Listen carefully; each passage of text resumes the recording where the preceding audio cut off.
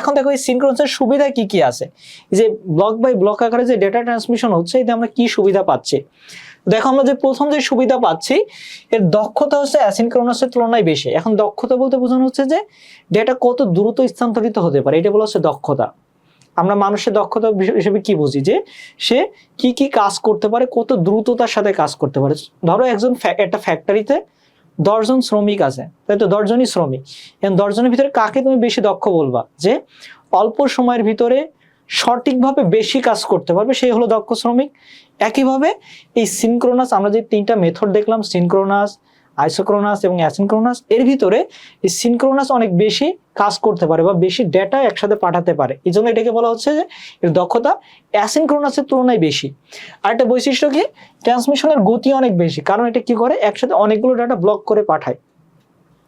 Suppose তুমি হচ্ছে একপাশে 100টা কলম রাখা আছে, একটা পাত্র থেকে আরেকটা পাত্রে তুমি নিচ্ছ, ঠিক আছে।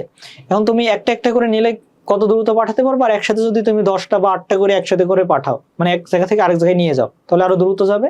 এটা ঠিক ওইরকমই, যে তুমি যখন ব্লক আকারে পাঠাচ্ছ তখন গতিটা অনেক বেশি হয়ে যাচ্ছে।